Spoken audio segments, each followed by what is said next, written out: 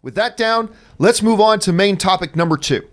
And our second main topic today comes to us from Gary Trevaras, who writes, "Hey John, I'm a fellow Ben Affleck fan and have enjoyed most of his work. Just saw today that his new movie, The Way Back, from this October to March 2020.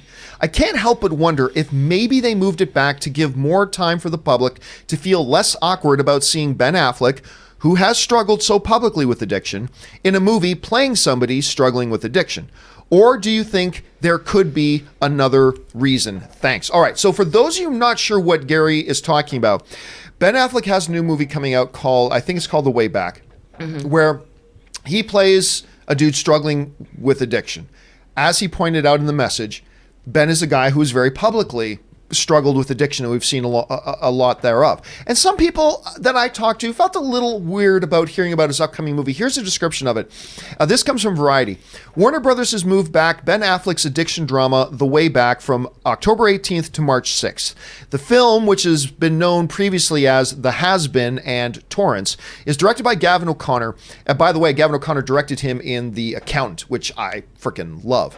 And stars Affleck as a former basketball player who struggles with addiction that has led to the loss of his wife and family. As a part of his recovery, he becomes the coach of the high school basketball team of his alma mater."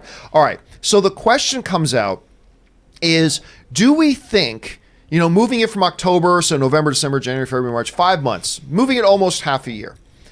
The question is, do we feel and think that maybe they moved this back that half a year to give a little bit more buffer between the events of Ben Affleck, trying to deal with his addiction issues and stuff like that, to when it comes out, so hopefully that the audience will feel less awkward about it?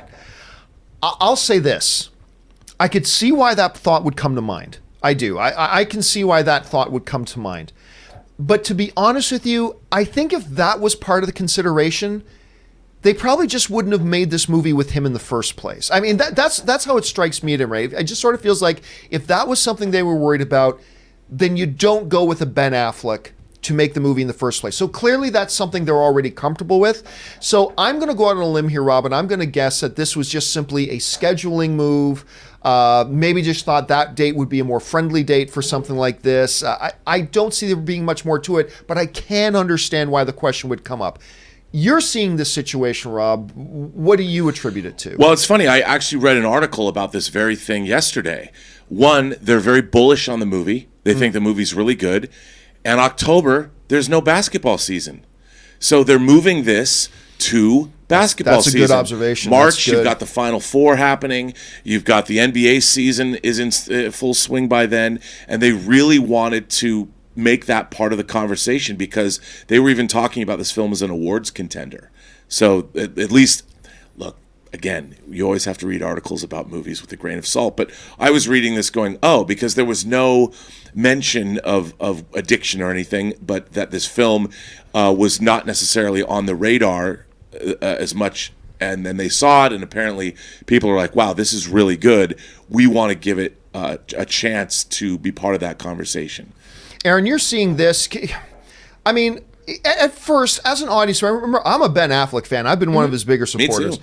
And of course, hearing that, after seeing Ben in the news and then hearing he's going to be playing it, obviously there's a bit of a question like that. Do you think there's any connection between the bumping of the dates and his real life issues? Or do you think this is really just coincidental about something else? No, I don't think it has anything to do with it whatsoever. Because his real life issues were his real life issues before he signed on for the film. As you said, if that was a concern, they wouldn't have done the film with him in the first place.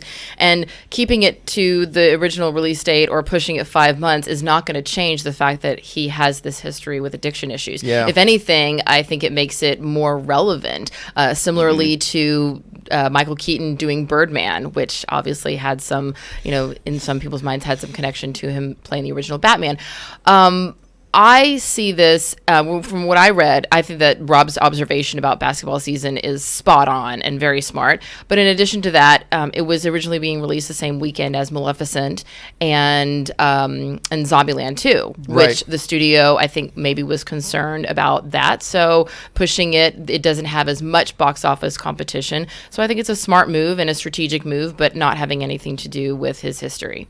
The question is, what do you guys make of this? Do you think there might be the studio trying to put a little buffer there? Do you feel like we do? It's like, no, that probably actually doesn't have anything to do with it. What do you think about that whole thing? Jump down in the comment section below and let me know your thoughts. All right.